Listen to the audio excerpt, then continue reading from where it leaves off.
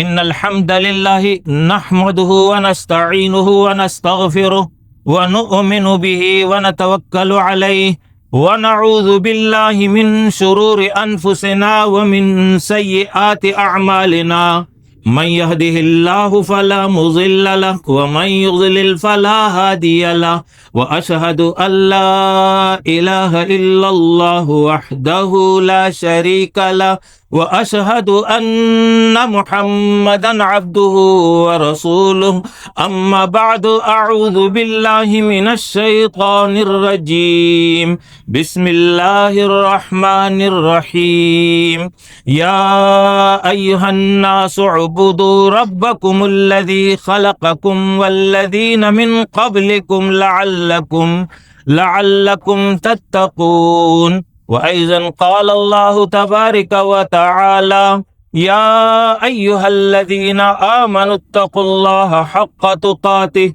ولا تموتن إلا وأنتم مسلمون وأيضا قال الله تبارك وتعالى يا أيها الذين آمنوا توبوا إلى الله توبة نصوحا رب اشرح لي صدري ويسر لي أمري واحلل عقدة من لساني يفقهوا قولي اما بعد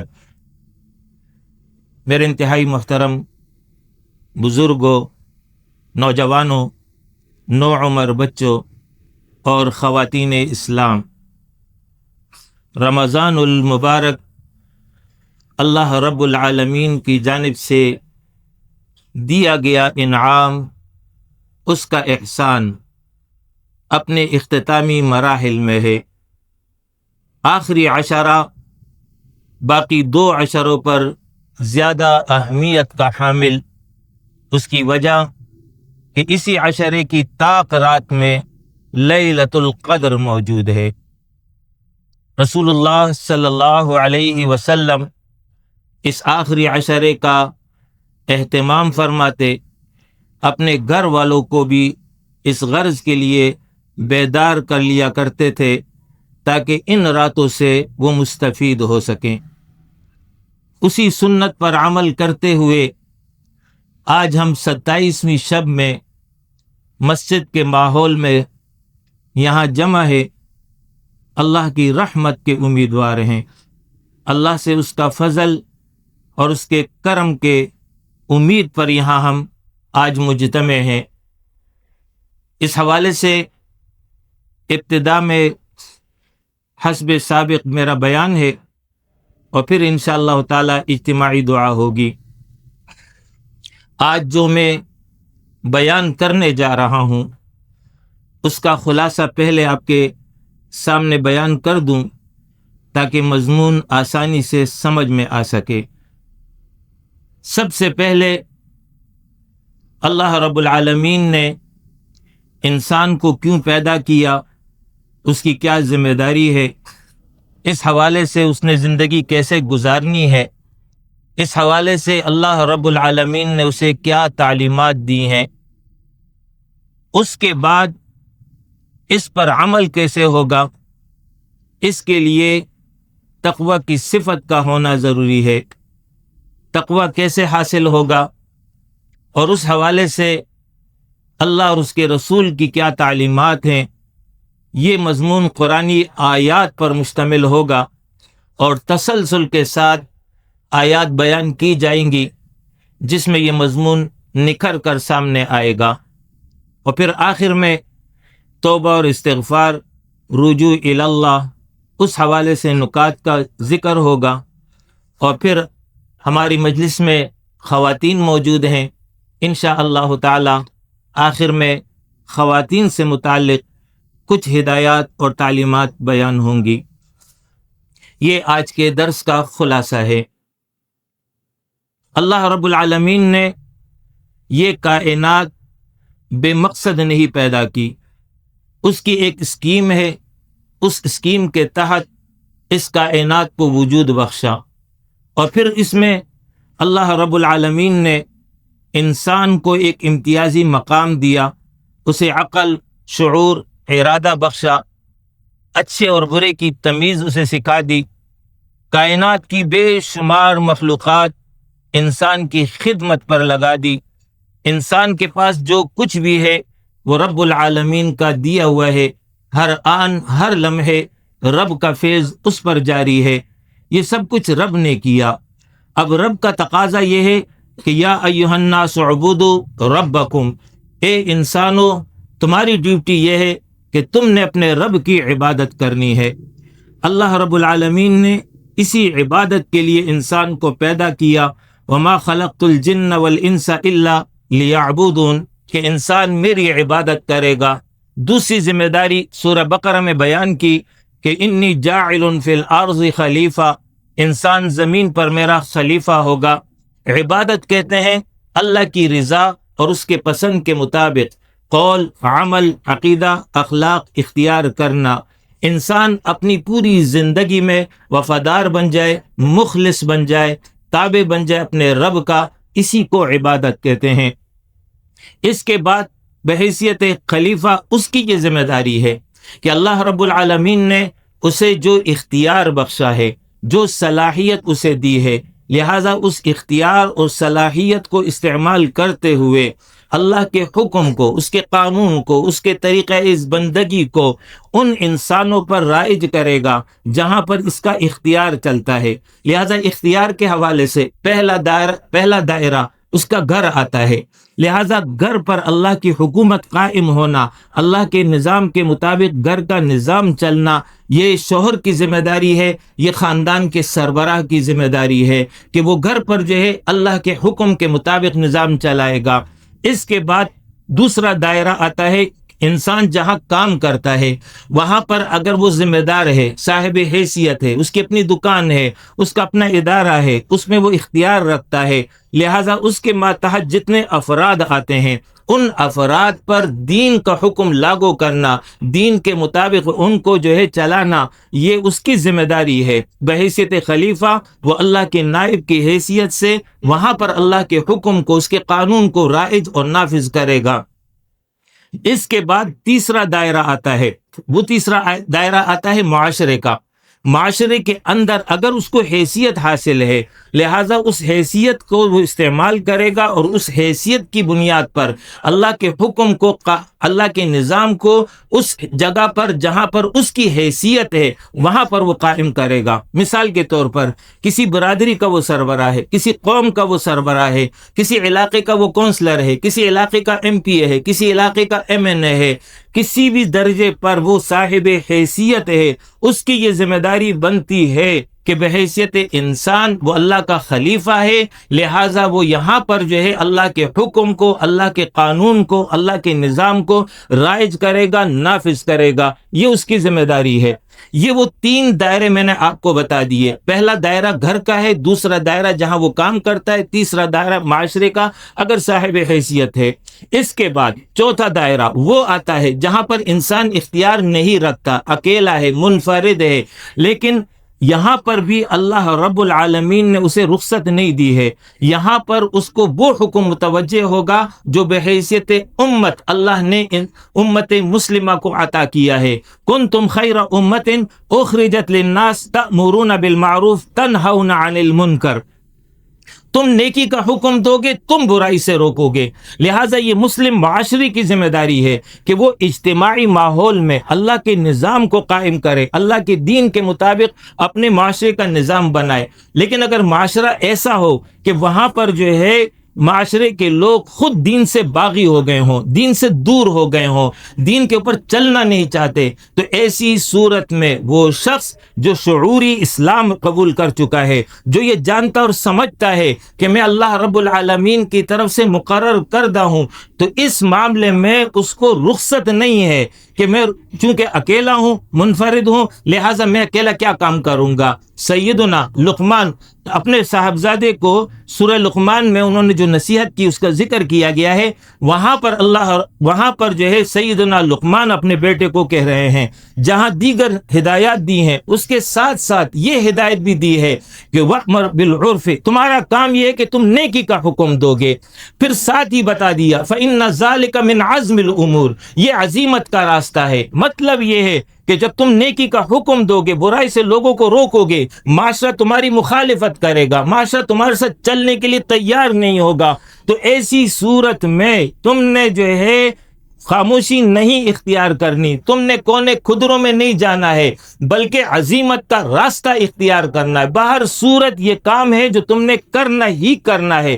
لہذا معاشرے کی سطح پر اگر پورا معاشرہ بگاڑ کا شکار ہو تو وہاں پر بھی یہ کام ہر صورت میں انجام دینا ہے۔ پھر اس کی دو صورتیں بنیں گی۔ ایک صورت یہ ہے کہ اس کی یہ ذمہ داری ہے کہ معاشرے کے اندر جو پہلے سے نیک لوگ موجود ہیں ان نیک لوگوں کو تلاش کرے، اگر وہ موجود ہیں، پہلے سے ایک اجتماعیت موجود ہے تو پھر اس کا حصہ بنے گا۔ یا ایھا الذین آمنوا اتقوا اللہ وکونوا مع الصادقین، اے لوگو اللہ سے ڈرو اور سچے لوگوں کا ساتھ دو، اچھی رفاقت اور اچھی اجتماعیت اختیار کرو۔ اور اگر کوئی اچھی اجتماعیت نہیں ہے پھر اس صورت میں وہ خود تنہا اور منفرد کھڑا ہوگا، دعوت دے گا، اور اس کے نتیجے میں نیک لوگ جو معاشرے کے ہوں گے یا تو اس کے قریب آ جائیں گے یا جو ہے وہ کلمہ حق ادا کرتے دنیا سے رخصت ہو جائے گا۔ اس صورت میں اس کی ذمہ داری پوری ہوگی، اس کے بغیر ذمہ داری پوری نہیں ہو سکتی ہے۔ لہٰذا یہ عبادت اور خلافت یہ اللہ رب العالمین نے انسانوں پر اور بالخصوص امت مسلمہ پر عائد کیا ہے۔ اللہ کی عبادت کیسے ہوگی، اللہ کا خلافت کا طریقہ کار کیا ہوگا، اس کے لیے اللہ رب العالمین نے انبیاء کرام کے ذریعے اپنی تعلیمات انسانوں کو بھیج دی ہے، جس کی جامع اور مکمل شکل نبی اکرم صلی اللہ علیہ وسلم کے ذریعے ہمیں مل گئی ہیں۔ یہ مشتمل ہے قرآن پر اور حدیث پر، ان دونوں کا مجموعہ، اسی کا نام دین اسلام ہے۔ لہٰذا دین اسلام کے مطابق انفرادی زندگی، گھر کی زندگی، معاشرے کی زندگی، اس کو قائم کرنا یہ ہماری ذمہ داری ہے۔ اس کے بغیر اللہ کے ہاں خلاصی ممکن نہیں ہے۔ یہ دین اسلام ہماری رہنمائی کرتا ہے، چار بنیادی باتیں ہیں جس پہ پورے دین کا خلاصہ آ جاتا ہے۔ نمبر ایک، عقائد کے حوالے سے رہنمائی کی ہے، توحید کے حوالے سے تعلیم دی ہے، رسالت کے حوالے سے تعلیم دی ہے، عقیدہ آخرت کا بتایا ہے، کتابوں پر ایمان ہے، فرشتوں پر ایمان ہے، تقدیر پر ایمان ہے۔ جس طرح ایمان اللہ اور اس کے رسول نے بتایا ہے اس کے مطابق عقیدہ اختیار کرو گے۔ دوسری تعلیم ہے وہ امور جس کو ایک انسان صرف اللہ کی رضا کے لیے اختیار کرتا ہے، دنیا کی کوئی غرض اس میں نہیں ہوتی ہے۔ ان تمام امور کو ہم فقہ کی زبان میں بھی عبادت کہتے ہیں، لیکن جس معنی میں میں نے عبادت کو استعمال کیا وہ اس سے زیادہ وسیع ہے۔ فقہ کی عبادت کا مفہوم یہ ہے کہ نماز، روزہ، زکوٰۃ، حج، ذکر، تلاوت، تسبیح، اسی طریقے توبہ، استغفار، نذر، منت، قربانی، یہ تمام امور ایک انسان اختیار کرے گا خالص اللہ کی رضا کے لیے، اس کے علاوہ کوئی غرض نہیں ہوگی۔ یہ ہے دوسرا حصہ دین کا۔ تیسرا حصہ ہے معاملات کا۔ انسان اجتماعی زندگی گزارتا ہے، انفرادی زندگی نہیں گزار سکتا، لہذا لوگوں کے ساتھ رہتے ہوئے پھر کسی کے ساتھ اس کے معاملات ہوں گے، تعلقات ہوں گے، تو اس حوالے سے حقوق، فرائض، ذمہ داریاں ہیں جس کو دین نے بیان کیا ہے۔ اس حوالے سے والدین کے حقوق ہیں، اولاد کے حقوق ہیں، صلہ رحمی رشتہ داروں کے حقوق ہیں، پڑوسیوں کے حقوق ہیں، اسی طریقے سے گاہک اور تاجر کے حقوق ہیں، استاد اور شاگرد کے حقوق ہیں، مسافر کے حقوق ہیں، مہمان کے حقوق ہیں، جس کو قرآن اور حدیث نے تفصیل کے ساتھ بیان کیا ہے۔ اس کو کہتے ہیں معاملات، کہ اس میں تم اللہ اور اس کے رسول کی تعلیمات کے مطابق عمل کرو گے۔ چوتھا حصہ ہے اخلاقیات۔ اخلاقیات ان امور کو کہتے ہیں جس کا تعلق انسان کے باطن سے ہے۔ انسان مرکب دو چیزوں سے ہے، جسم اور روح، ان دونوں کا مرکب انسان ہوتا ہے، اور اس میں بھی اصل روح ہے۔ لہٰذا روح کی پاکیزگی، روح کی اصلاح، اس حوالے سے جو تعلیمات دی گئی ہیں اس کو اخلاقیات کہتے ہیں۔ لہٰذا دل میں کبر نہ ہو، حسد نہ ہو، بغض نہ ہو، کینہ نہ ہو، کسی کے لیے بری بات نہ سوچنا، حرص کی لالچ تم میں موجود نہ ہو، خود پسندی میں مبتلا نہ ہو جانا، اسی طریقے سے شرک کی گندگی میں مبتلا نہ ہو جانا، بدعات سے محبت نہ کر لینا، دنیا کی محبت میں گرفتار نہ ہو جانا، خواہشات نفس کے پیروی نہ اختیار کرنا، بلکہ دل میں اللہ کی محبت ہونی چاہیے، اللہ پر بھروسہ ہونا چاہیے، اللہ کا خوف ہونا چاہیے، اللہ ہی پر توکل اور اعتماد ہونا چاہیے، امید اور خوف کی کیفیت تمہارے اوپر اللہ ہی کی طاری ہونی چاہیے، خشیت والی کیفیت تمہارے اندر ہونا چاہیے۔ یہ وہ امور ہیں جن کو اخلاقیات کہتے ہیں۔ لہٰذا یہ پورا دین ہے جو اللہ رب العالمین نے ہمیں دیا ہے۔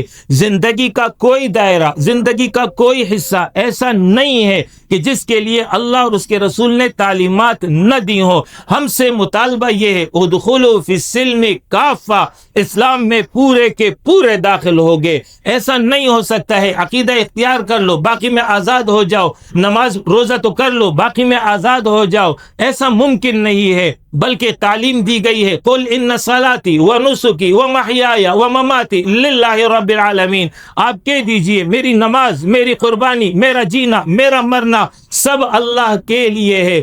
تعلیم دی گئی ہے ولا تموتن الا وانتم مسلمون، تم کو موت نہ آئے مگر اس حال میں کہ تم رب کے وفادار، تابعدار اور مخلص ہو، دنیا سے اس حال میں رخصت ہو کہ تمہارا رب تم سے راضی ہو چکا ہو، تمہاری یہ کیفیت بن چکی ہو کہ رب محشر پہ میدان میں یہ اعلان کر دے کہ یہ بندہ دو عالم سے خفا میرے لیے ہے۔ حنیف ہو جاؤ، یکسو ہو جاؤ، ایک اللہ کی رضا کو اپنے لیے مقدم رکھو، ایک اللہ کو راضی کر لو۔ یہ ہے اللہ رب العالمین کا ہم سے تقاضا اور ہم سے مطالبہ۔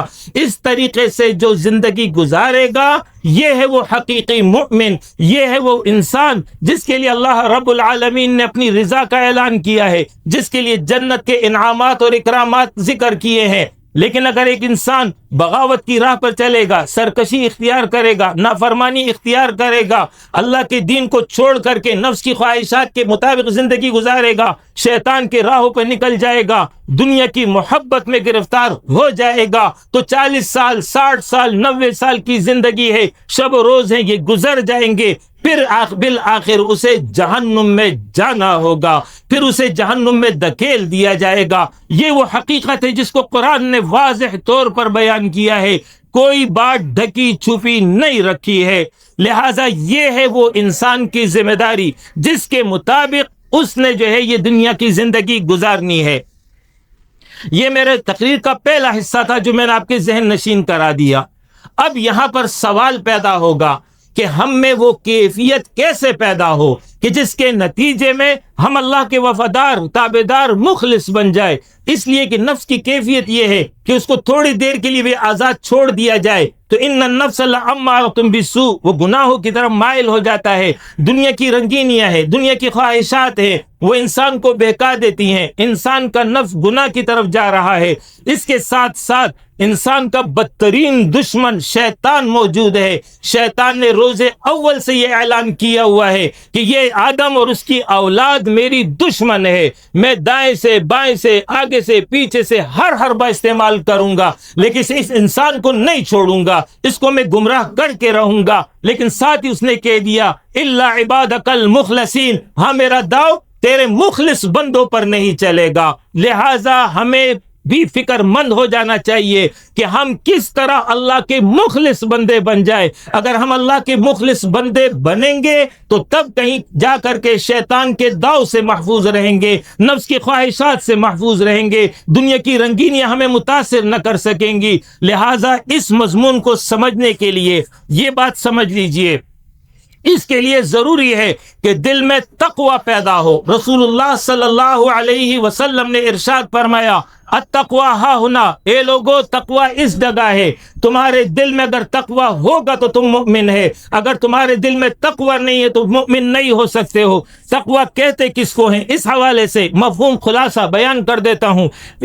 تقوی کا مفہوم یہ ہے اللہ تعالیٰ کی عظمت اور کبریائی کی وجہ سے دل میں خوف پیدا ہونا اور اس کی نعمتوں کا احساس کرتے ہوئے دل میں اس کے لیے محبت پیدا ہو جانا، آخرت میں اس کے سامنے جواب دہی کا احساس رکھتے ہوئے زندگی گزارنا، یہ ہے تقوی کا صحیح مفہوم۔ دل میں اللہ کا خوف ہو، دل میں اللہ سے محبت ہو، دل میں اللہ رب العالمین کے سامنے جواب دہی کا احساس ہو، اس کی نگرانی کا احساس ہو۔ جب یہ احساس پیدا ہوگا اس کے نتیجے میں ایک انسان مخلصانہ زندگی گزارے گا۔ ایسے مخلص انسانوں کے بارے میں قرآن مجید میں اللہ رب العالمین فرما رہا ہے یا ایھا الذین آمنوا انما المؤمنون الذین، یقیناً کامل مومن وہ ہیں، اذا ذکر اللہ، جب ان کے سامنے اللہ کا ذکر آ جائے، وجلت قلوبہم، ان کے دل اللہ کے عظمت کی وجہ سے، اس کی کبریائی کی وجہ سے،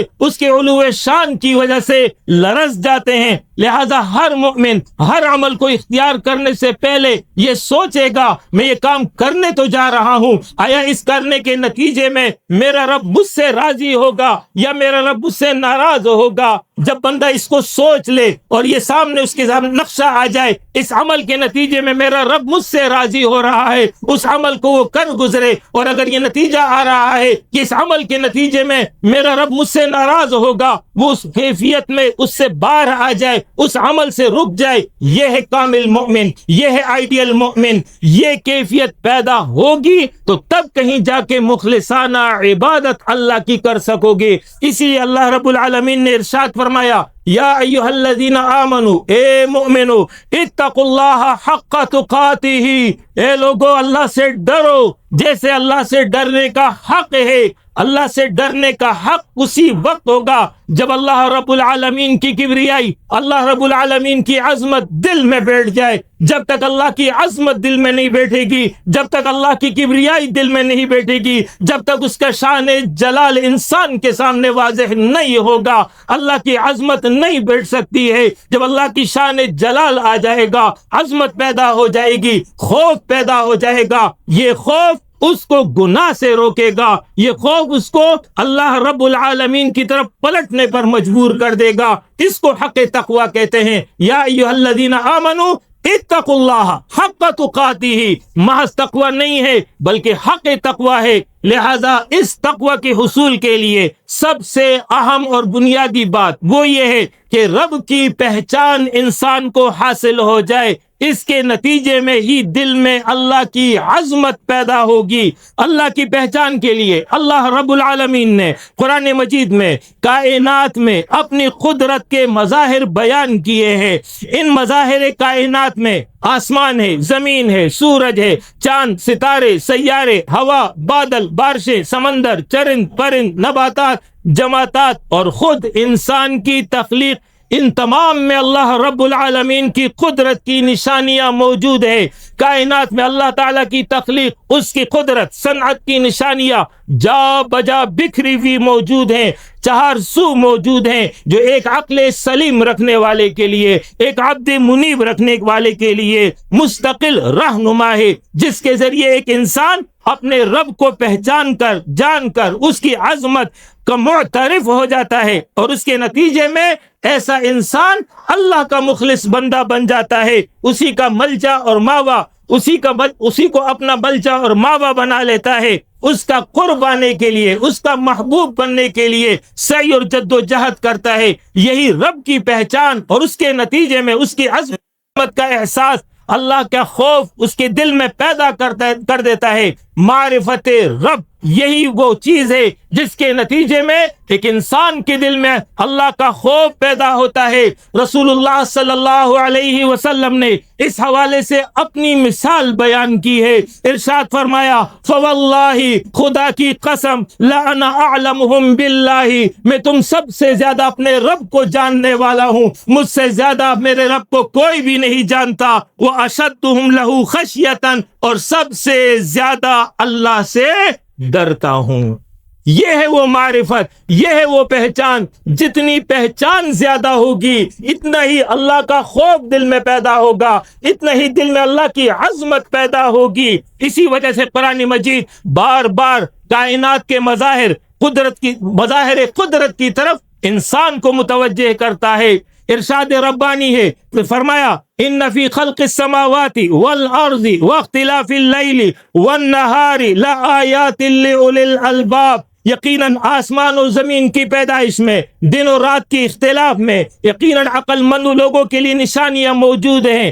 آسمان کی تخلیق کے حوالے سے اللہ فرما رہا ہے، اللہ الذی رفع السماوات بغیر عمد ترونها، اللہ وہ ہے جس نے آسمانوں کو بغیر ستون کے بلند کیا، وجعلنا السماء سقفا محفوظا، ارشاد فرمایا ہم نے آسمان کو محفوظ چھت بنایا۔ سورج اور چاند کے حوالے سے فرمایا، وسخر لكم الشمس والقمر دائبین، اور تمہاری خاطر سورج اور چاند کو مسخر کر دیا تاکہ پے در پہ چلنے والے ہیں، یعنی یہ مسلسل چل رہے ہیں، نہ کبھی تھکتے ہیں نہ کبھی تھمتے ہیں، نہ یہ بگڑتے ہیں، نہ ان کی رفتار میں کوئی کمی بیشی آ رہی ہے۔ وَجَعَلْنَا اللَّيْلَ وَالنَّهَارَ آیَتَيْنِ، اسی سورج اور چاند کی وجہ سے دن اور رات وجود میں آ رہے ہیں، اس کی طرف اشارہ کیا کہ ہم نے رات اور دن کو نشانیاں بنا دیا۔ قرآن میں زمین اور پہاڑ کے حوالے سے فرمایا وَأَلْقَى فِي الْأَرْضِ رَوَاسِيَ أَن تَمِيدَ بِكُمْ، اسی نے تم زمین میں پہاڑ رکھ دیے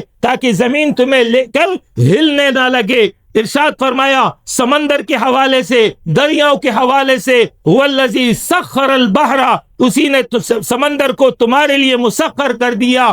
بارش اور رزق کے حوالے سے فرمایا اللہ الذی انزل من السماء ماء، اللہ وہ ہستی ہے جس نے آسمان یعنی بادل سے پانی اتارا۔ وانزلنا من السماء ماء بقدر، ہم نے آسمان سے اندازے کے ساتھ پانی اتارا۔ یہ قدرت کا نظام ہے کہ وہ جو بارش برساتا ہے قطروں کی صورت میں آتا ہے، ایسا نہیں آتا کہ کلاؤڈ بن جاتا ہے، جیسے آپ نے گزشتہ سال دیکھا تھا کہ کلاؤڈ کی صورت بنی تھی جس کے نتیجے میں تباہی آ گئی تھی۔ اللہ رب العالمین پانی کو اتارتا ہے، اندازے سے اتارتا ہے، قطرہ قطرہ کر کے اتارتا ہے، جس علاقے میں جتنی ضرورت ہوتی ہے اس ضرورت کے مطابق اتارتا ہے۔ اور جب کبھی اللہ رب العالمین کو آزمائش میں ڈالنا مقصود ہوتا ہے وہاں سیلاب کی کیفیت بھی پیدا کر دیتا ہے تاکہ انسان اللہ کی طرف متوجہ ہو جائے، اللہ کی عظمت کا معترف ہو جائے، اللہ کی کبریائی کا معترف ہو جائے۔ کائنات پر غور کرنے کے حوالے سے ارشاد فرمایا افلا ينظرون الى الابل كيف خلقت والى السماء كيف رفعت والى الجبال كيف نصبت والى الارض كيف سطحت، ارے یہ لوگ اونٹ کو نہیں دیکھتے یہ کیسے پیدا کیا گیا، آسمان کو نہیں دیکھتے کہ کیسا بلند کیا گیا، پہاڑوں کو نہیں دیکھتے کہ کیسے نصب کیے گئے، زمین کو نہیں دیکھتے کہ کس طریقے سے یہ بچھائی گئی ہے۔ حدیث میں ارشاد اسی حوالے سے لوگوں تفکروا فی آلاء اللہ، لوگوں اللہ کی نعمتوں میں غور کرو، ولا تفکروا فی اللہ، اللہ میں غور نہ کرنا۔ دوسری جگہ الفاظ یہ آئے ہیں تفکروا فی خلق اللہ، اللہ کی مخلوق میں غور کرو، ولا تفکروا فی ذات اللہ، اللہ کی ذات میں غور نہ کرنا۔ اس طرح غور کرو گے اس کے نتیجے میں ایمان باللہ مضبوط ہوگا۔ کائنات کی ہر چیز اللہ کی قدرت کی نشانی ہے۔ انسان کی تخلیق کے حوالے سے اللہ فرما رہا ہے نحن خلقناکم فلولا تصدقون، اے لوگو ہم نے تمہیں پیدا کیا پھر تم کیوں یقین نہیں کرتے۔ سورہ الواقعہ میں ایک خاص انداز میں اللہ رب العالمین اسی مضمون کو بیان کر رہا ہے افرأیتم ما تمنون اانتم تخلقونہ ام نحن الخالقون، بتاؤ کیا تم نطفہ کو پیدا کرتے ہو یا ہم پیدا کرنے والے ہیں۔ افرأیتم ما تحرثون، بتاؤ کیا کھیتی تم اگاتے ہو یا اس کے انتم تزرعونہ ام نحن الزارعون، اس کھیتی کے اگانے والے ہم ہیں کہ تم ہو۔ افرأیتم الماء الذی تشربون انزلتموہ من المزن ام نحن المنزلون، بتاؤ تو صحیح کیا تم پانی اتارتے ہو یا پانی اتارنے والے ہم ہیں۔ افرأیتم النار التی تورون، ذرا مجھے یہ تو بتاؤ وہ آگ جس کو تم استعمال کر رہے ہو آیا تم نے اس کے درختوں کو پیدا کیا ہے یا اس درختوں کے پیدا کرنے والے ہم ہیں؟ ظاہر اس کا جواب کسی کے پاس نہیں ہے، ان تمام کا خالق ایک اللہ ہے۔ تو اللہ خود جواب دے رہا ہے فسبح باسم ربک العظیم، پس اپنے عظمت والے رب کی تسبیح بیان کرو۔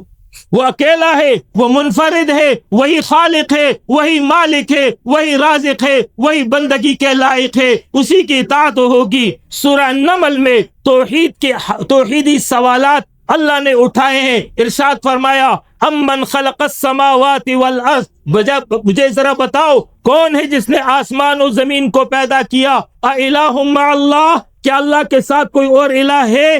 امن جعل الارض قرارا، بتاؤ کس نے زمین کو قرار بنایا؟ اِلٰہٌ مع اللہ، کیا اللہ کے علاوہ کوئی اور الہ ہے؟ فرمایا امن یجیب المضطر اذا دعاہ، کون ہے جو پریشان کی دعا سنتا ہے؟ اِلٰہٌ مع اللہ، کیا اللہ کے علاوہ کوئی اور الہ ہے جو مضطر کی دعا کو سن رہا ہے؟ ارشاد فرمایا یہ سب کام ایک اللہ کر رہا ہے۔ تو اس طرح یہ پوری کائنات گواہی دے رہی ہے، شہادت دے رہی ہے، زبان حال سے گواہی دے رہی ہے، لا الہ الا اللہ، اللہ کے ماں سوا کوئی الہ نہیں ہے، وہی خالق ہے، وہی مالک ہے، وہی رازق ہے، وہی بندگی کے لائق ہے، اس کے علاوہ کسی کی طاعت اور بندگی نہیں ہوگی۔ اور اعلان کر رہی ہے یہ پوری کائنات ہم سب کا خالق اللہ ہے، ہم سب کا مالک اللہ ہے۔ سورہ الجاثیہ میں اس مضمون کو اس انداز میں بیان کیا،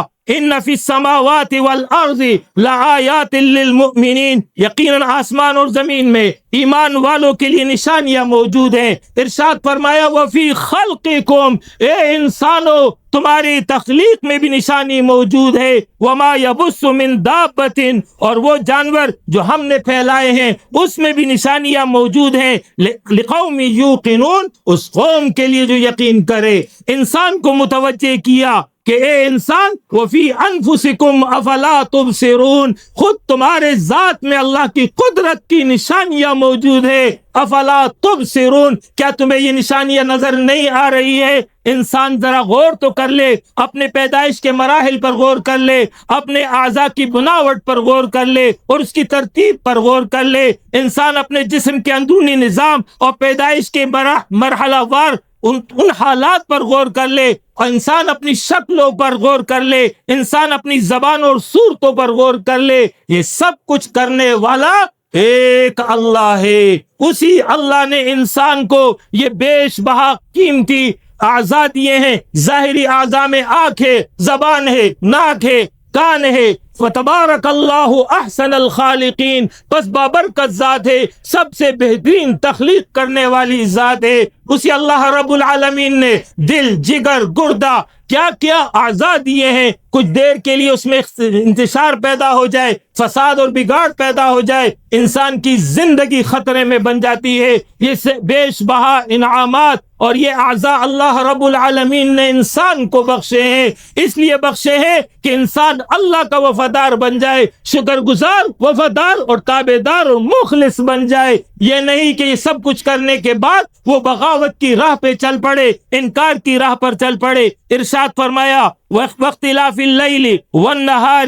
دن و رات کے اختلاف میں، وما انزل اللہ من السماء من رزق، اور جو رزق اللہ نے اوپر سے اتارا، فاحیا بہ الارض بعد موتها، پس اس کے ذریعے مردہ زمین کو دوبارہ زندہ کر دیا۔ بارش ہوتی ہے، زمین لہلہانے لگتی ہے، وتصریف الریاح، اور ہوا کو بدل کر لانے میں، آیات لقوم یوقنون، اس قوم کے لیے جو یقین رکھتی ہو یہ نشانیاں موجود ہیں۔ ارشاد فرمایا تلک آیات اللہ، یہ اللہ کی نشانیاں ہیں، نتلوها علیک بالحق، جو ہم آپ کو بالکل سچی پڑھ کر سنا رہے ہیں۔ مزید ارشاد فرمایا اللہ الذی سخر لکم البحر، اللہ وہ ہستی ہے جس نے سمندر کو تمہارے لیے مسخر کیا، لتجری الفلک فیہ بامری، تاکہ جہاز اس میں اللہ کے حکم سے چلے، وَلِتَبْتَغُوا مِنْ فَضْلِ، تاکہ تم اللہ کا فضل تلاش کرو، وَلَعَلَّكُمْ تَشْكُرُونَ، مقصد یہ ہے کہ تم شکر گزار بن جاؤ،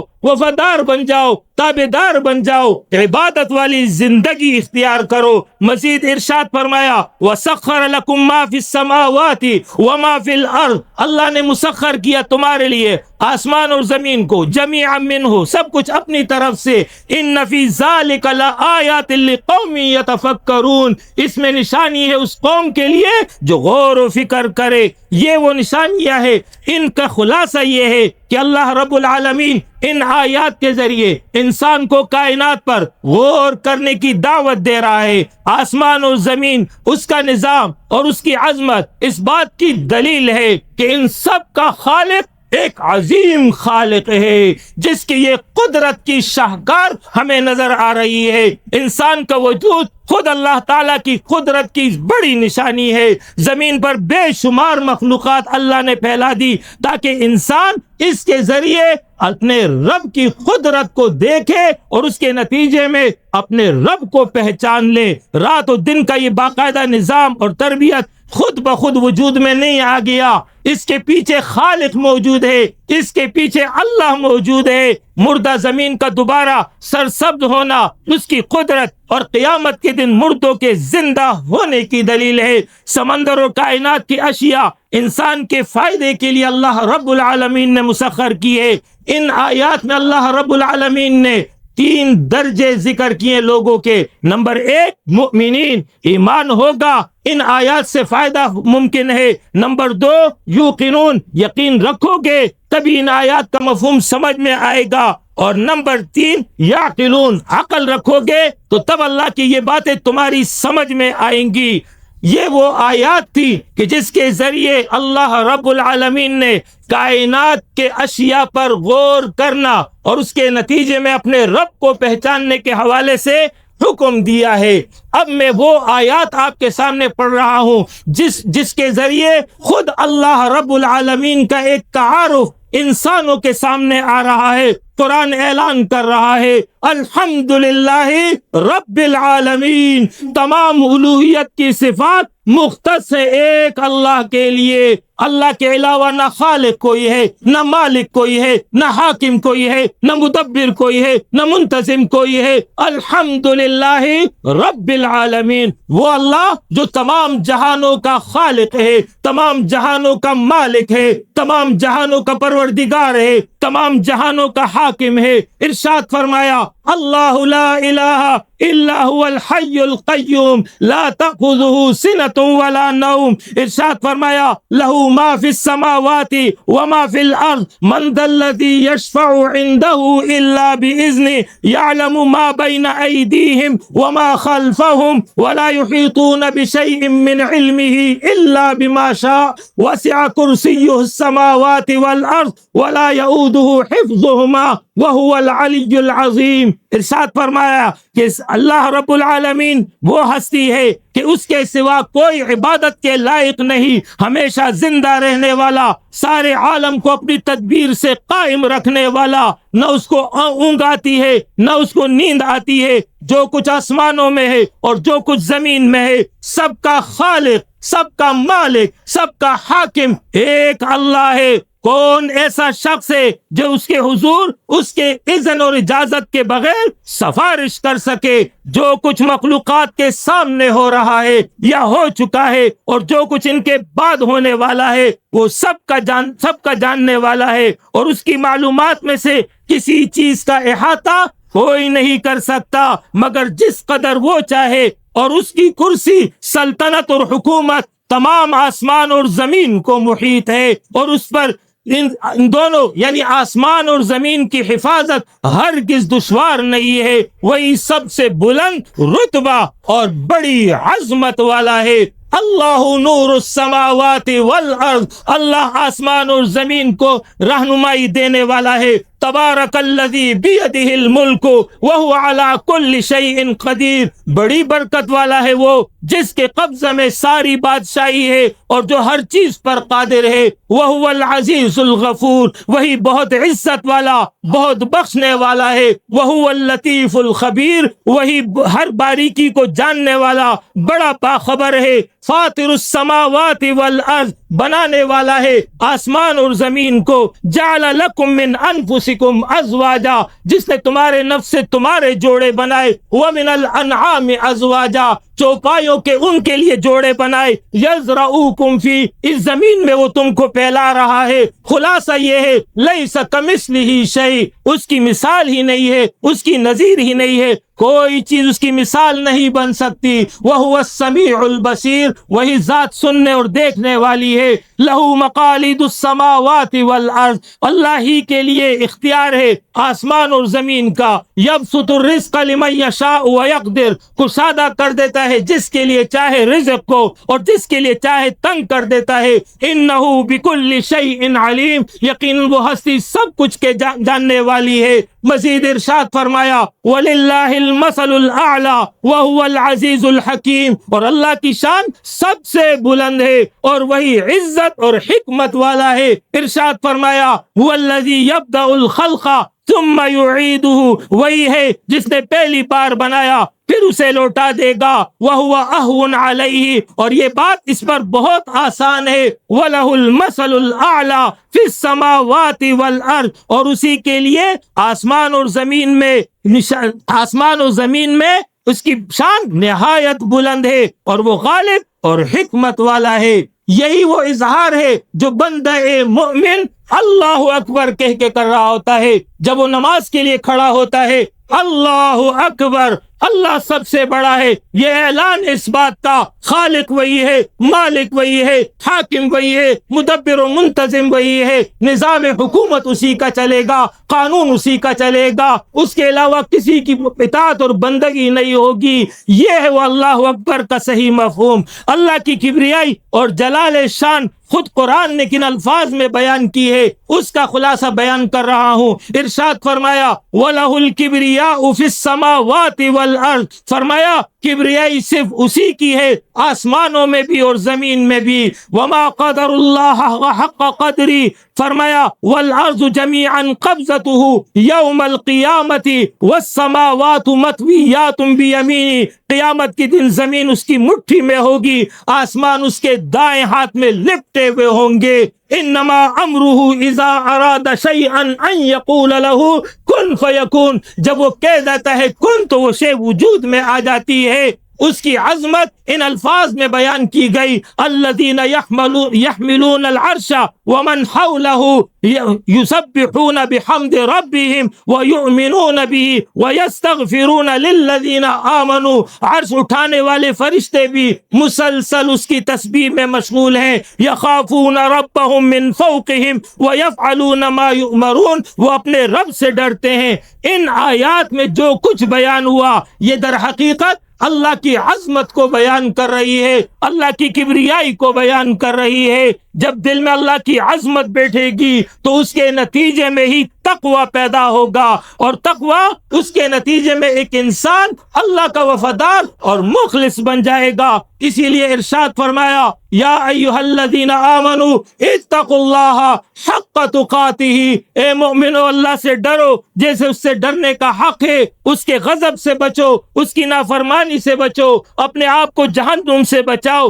یہ تقوی پوری زندگی میں مطلوب ہے۔ عقیدے میں بھی تقوی ہو، توحید کا عقیدہ رکھو گے، شرک کی طرف نہ جانا، بدعات نہ اختیار کرنا، خرافات سے بچ کر کے رہنا۔ اسی طریقے سے یہ تقوی اللہ کے لیے کی جانے والی عبادات میں بھی مطلوب ہے، خواہ نماز ہو، خواہ روزہ ہو، خواہ زکوٰۃ اور حج ہو، یہ تمام امور اللہ کی رضا کے لیے اختیار کرو گے، پابندی کے ساتھ کرو گے، خشیت کے ساتھ ان تمام عبادات کو ادا کرو گے۔ یہ تقوی معاملات میں بھی مطلوب ہے، یہ تقوی گھر میں بھی مطلوب ہے، یہ تقوی انفرادی اور اجتماعی زندگی میں بھی مطلوب ہے۔ لہٰذا جب یہ تقوی کرو گے تو تب کہیں جا کر کے اس کے بعد دین پر چلنا آسان ہو جائے گا۔ دو باتیں ہو گئیں، اب تیسری بات سمجھیے۔ اللہ رب العالمین کا ہم سے یہ مطالبہ ہے، لیکن ہمارا طرز عمل، انسانوں کا طرز عمل کیا ہے؟ اس حوالے سے اللہ رب العالمین ارشاد فرما رہا ہے وَمَا قَدَرُ اللَّهَ حق قدری، جس طرح اللہ کی قدر کرنی چاہیے تھی مخلوق نے اس کی قدر نہیں کی۔ مخلوق میں ایسے بھی انسان پیدا ہو گئے جو اللہ کا انکار کر بیٹھے، دیریا بن گئے، ایسے بھی پیدا ہو گئے جو اللہ کے ساتھ اس کی مخلوق کو شریک قرار دیتے ہیں۔ کوئی کہتا ہے فرشتے اس کی بیٹیاں ہیں، کوئی کہتا ہے جنات اس کے ہم نوا ہے، کوئی کہتا ہے پیغمبر اور ولی اس کا ساتھی ہے۔ قرآن اعلان کر رہا ہے قل هو اللہ احد اللہ الصمد لم یلد ولم یولد ولم یکن له کفوا احد، کہہ دو کہ اللہ اکیلا ہے، منفرد ہے، اپنے ذات کے اعتبار سے، اپنے صفات کے اعتبار سے، اپنے حقوق اور اختیارات کے اعتبار سے وہ اکیلا اور منفرد ہے۔ فرمایا اللہ الصمد، اللہ بے نیاز ہے، اس کا کوئی وزیر نہیں، اس کا کوئی سفیر نہیں، اس کا کوئی مشیر نہیں، اس کو کسی احتیاج کی ضرورت نہیں ہے۔ لم یلد ولم یولد، نہ اس نے کسی کو جنا ہے نہ وہ کسی سے جنا گیا ہے۔ ولم یکن لہ کفوا احد، اور مخلوق میں سے کوئی بھی اس کا ہمسر نہیں ہے۔ اس کائنات میں دو ہی حقیقت ہے، ایک حقیقت خالق کی ہے، ایک حقیقت مخلوق کی ہے۔ حقیقت ایک اللہ ہے اور اللہ کے ماں سوا باقی سب مخلوق ہے۔ لہذا وما قدر اللہ حق قدرہ، لوگوں نے اللہ کی قدر نہیں کی، مخلوق کو اس کے ساتھ عبادت میں شریک قرار دے دیا۔ تیسرا قدر نہ کرنے کی صورت یہ ہے، ایسے لوگ ہیں جو اللہ پر ایمان تو رکھتے ہیں مگر عمل کے لیے تیار نہیں ہے۔ محسن 5 دفعہ دن میں بلا رہا ہے، اللہ اکبر اللہ اکبر، حی علی الصلاۃ حی علی الفلاح۔ مؤذن کی آواز آ رہی ہے لیکن اٹھنے کے لیے تیار نہیں ہے، آگے بڑھنے کے لیے تیار نہیں ہے۔ قرآن میں اللہ رب العالمین مسلسل احکامات دے رہا ہے، تعلیمات بیان کر رہا ہے، انسان اس کو سن رہا ہے لیکن عمل کے لیے آمادہ نہیں ہے۔ احکامات الہیہ سے لاپرواہی ہے، انفرادی زندگی میں بھی ہے کہ گھر کی زندگی میں بھی یہ صورتحال ہے۔ آج ہمارے شادی بیاہ کی کیا صورتحال ہے، بے پردگی کا کیا عالم ہے، موسیقی و سرود کا کیا تماشا لگا ہوتا ہے۔ کاروبار کی طرف اگر چلے جائیں، تجارت و روزگار کی طرف چلے جائے، حلال اور حرام کی تمیز اٹھ رہی ہے، لوگ امانت کے مفہوم سے ناواقف ہو گئے ہیں، قدم قدم پر یہ خیانت ہو رہی ہے، ظلم اور ناانصافی ہے جو اس معاشرے میں روا ہے، حقوق العباد کی حق تلفی ہو رہی ہے۔ پیغمبر علیہ الصلوۃ والسلام نے فرمایا اتقوا دعوت المظلوم، اے لوگو مظلوم کی بد دعا سے بچو، کسی پر ظلم نہ کرو۔ اگر تم نے کسی پر ظلم کر لیا اور اس کا دنیا میں کوئی ساتھی نہیں، کوئی مددگار نہیں، اللہ اس کا ساتھی ہے، اگر اس نے اللہ کو پکار لیا تو پھر تمہاری خیر نہیں ہے۔ المسلم من سلم المسلمون من لسانی و یدہ، کامل مسلمان وہ ہے جس کے ہاتھ اور زبان سے دوسرے مسلمان محفوظ ہو۔ آپ صلی اللہ علیہ وسلم فرما رہے ہیں جانتے ہو مفلس کون ہے؟ وضاحت فرمائی جو آخرت میں آئے گا، نیکیاں لے کر آئے گا لیکن لوگوں کے حقوق اس نے دبائے ہوں گے، اس کے نتیجے میں نیکیاں تقسیم ہو جائیں گی، لوگوں کے گناہ اس کے اوپر ڈال دیے جائیں گے، جہنم کی طرف دھکیل دیا جائے گا۔ فرمایا یہ ہے مفلس جو آخرت کا ہے۔ مزید ارشاد فرمایا اگر کسی شخص کا ظلم کسی دوسرے کی عزت پر ہو یا کسی طریقے سے اور طریقے سے ظلم کیا ہو، پیغمبر فرما رہے ہیں تو آج ہی اس دن کے آنے سے پہلے معاف کرا لے، جس دن نہ دینار ہوں گے نہ درہم ہوں گے، بلکہ اگر کسی کا کوئی نیک عمل ہوگا تو اس کے بدلے میں وہی نیک عمل لے لیا جائے گا، اور اگر نیکی نہیں ہوگی تو مظلوم کی برائیاں اس پر ڈال دی جائیں گی۔ لہذا اللہ فرما رہا ہے اتقوا اللہ حق تقاتہ، اپنی اصلاح کی طرف متوجہ ہو جاؤ، اپنے گھر کی اصلاح کر لو، اپنی انفرادی اور اجتماعی زندگی کی طرف متوجہ ہو جاؤ۔ ارشاد فرمایا یا ایھا الذین آمنوا توبوا الی اللہ توبۃ نصوحا، اے مومنو پلٹ آؤ اپنے رب کی طرف، سچی طریقے سے توبہ کر لو، جو ہو چکا سو ہو چکا، آج بھی وقت موجود ہے۔ آج ہم شب قدر کی تلاش میں یہاں آئے ہوئے ہیں، اللہ کی رحمت کے امیدوار بن کر آئے ہیں، اللہ سے مغفرت کی طلب لے کر آئے ہیں۔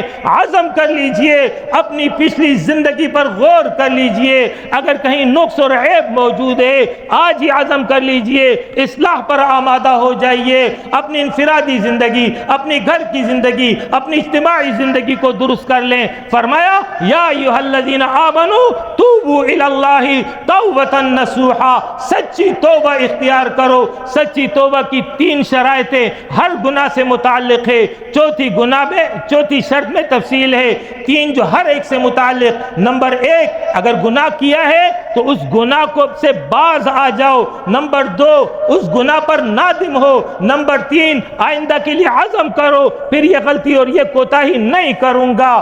یہ تو ہر گناہ سے متعلق۔ اور چوتھا یہ ہے کہ اگر اللہ کا حق نہیں دیا ہے، اللہ کا حق لوٹاؤ، نمازیں نہیں پڑھی ہیں نمازیں پڑھو، زکوٰۃ نہیں دی ہے زکوٰۃ ادا کرو، اسی طریقے سے روزے نہیں رکھیں روزے پورے کرو۔ اور اگر حقوق العباد سے متعلق ہے، کسی اور کا حق تم نے دبا دیا، کسی کے دل کو دکھا دیا، کسی کا مال ہڑپ کر دیا، کسی کو دھوکہ دے دیا، کسی کی غیبت کر لی، کسی پر بہتان لگا دیا، آج وقت موجود ہے، آج ہی معافی تلافی کر لو، آج ہی اپنے معاملات کو درست کر لو۔ اس طرح یہ 4 شرطیں پوری ہوں گی، توبۃ نصوحا، یہ سچی توبہ ہوگی۔ اللہ رب العالمین فرما رہا ہے کہ اللہ رب العالمین یحب التوابین، توبہ کرنے والوں سے محبت کرتا ہے۔ کتنی بڑی ہستی ہے! توبہ کون کر رہا ہے؟ توبہ گناہگار کر رہا ہے۔ اللہ رب العالمین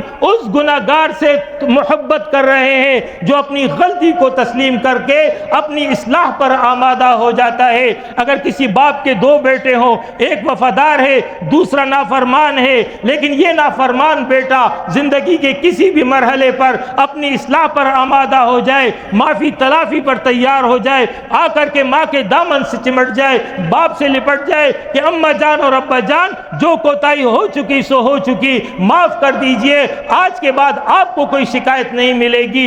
اس وقت ماں باپ کی کیا کیفیت ہوگی؟ کیا اس بیٹے کے لیے وہ محبت زیادہ ہوگی جو پہلے سے وفادار ہے، یا اس کے لیے محبت ہوگی جو ابھی پلٹ کر آ رہا ہے؟ لہذا اسی طرح وہ انسان جسے گناہ ہو گیا ہے، غلطی ہو گئی ہے، نافرمانی ہو گئی ہے، رب کو ناراض کر بیٹھا ہے، وہ پلٹ آئے اپنے رب کی طرف، اللہ اس سے محبت کرے گا۔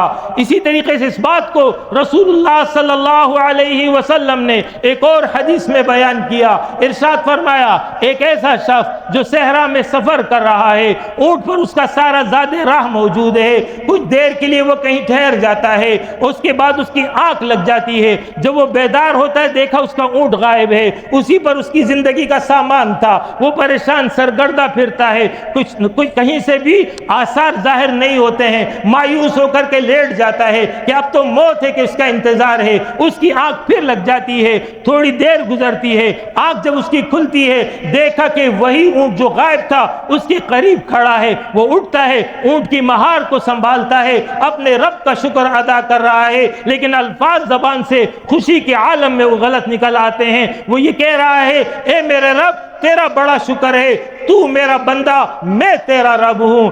رسول اللہ صلی اللہ علیہ وسلم نے یہ مثال بیان کر کے صحابہ سے ارشاد فرمایا، تمہیں اس شخص کی خوشی کا ٹھکانہ معلوم ہے؟ فرمایا، جتنا یہ شخص اپنے اونٹ کے ملنے پر خوش ہوا، اس سے زیادہ اللہ اس بندے سے خوش ہوتا ہے جو اپنے رب کی طرف واپس آ جاتا ہے، اپنی اصلاح پر آمادہ ہو جاتا ہے۔ لا تقنطوا من رحمت اللہ، ان اللہ یغفر الذنوب جمیعا، اللہ کی رحمت سے مایوس نہ ہو جاؤ، اللہ تمام گناہوں کو معاف کر دے گا۔ لہذا آج کی رات ہے، آج کی رات ہم نے عہد کرنا اپنے رب سے کہ اللہ ہم اپنے رب کی طرف پلٹ رہے ہیں، ہم اپنی اصلاح کی طرف آمادہ ہو رہے ہیں، ہم اپنی انفرادی اور اجتماعی زندگی کی اصلاح کریں گے۔ اس لیے اللہ فرما رہا ہے، سارعوا الی مغفرۃ من ربکم وجنہ، دوڑ چلو رب کی مغفرت کی طرف، دوڑ چلو جنت کی طرف۔ آج کی رات میں مغفرت ہے، آج کی رات میں جنت موجود ہے،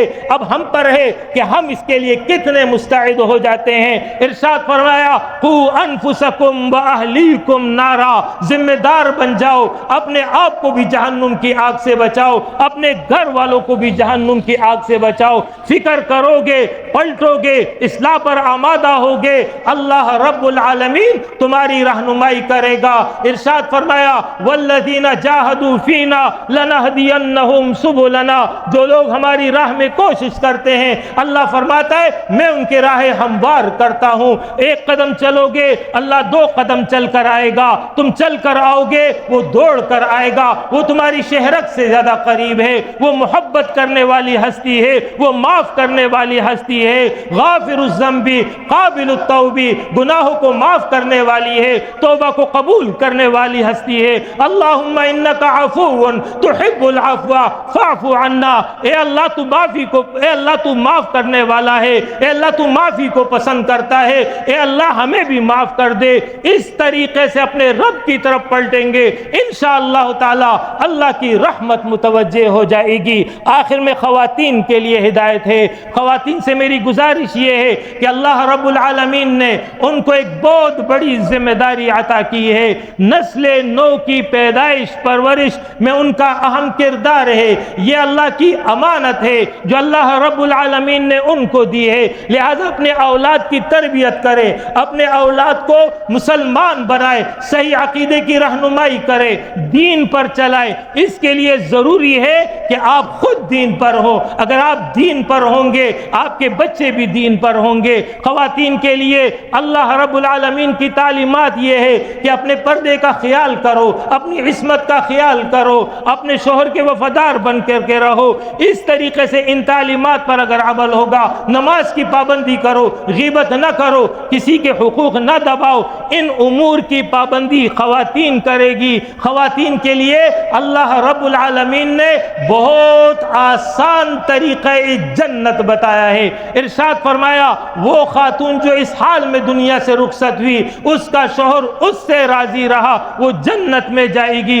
ارشاد فرمایا جو خاتون 5 وقت نماز پڑھے گی, ماہ رمضان کے روزے رکھے گی, اپنی عزت کی حفاظت کرے گی, اپنے شوہر کی اطاعت کرے گی, جنت کے 8 دروازے اس کے لیے کھول دیے جائیں گے, جس دروازے سے چاہے وہ داخل ہو جائے. لہذا ان امور پر عمل کرنا, پابندی کرنا خواتین کی ذمہ داری ہے. اپنے گھروں کو جنت کا نمونہ بناؤ, اپنے گھروں کو تقوی کا نمونہ بناؤ, وہاں پر دینی رنگ اور دینی ماحول کو پیدا کرو. اس طرح کریں گی انشاءاللہ تعالی گھروں میں سکون ہوگا, گھروں میں اطمینان ہوگا, اللہ کی رحمت متوجہ ہوگی. یہ وہ بنیادی تعلیمات تھی جو میں نے آپ کے گوش گزار کر دی. اقول قولی ھذا واستغفر اللہ لی ولکم ولسائر المؤمنین وآخر دعوانا ان الحمد للہ رب العالمین.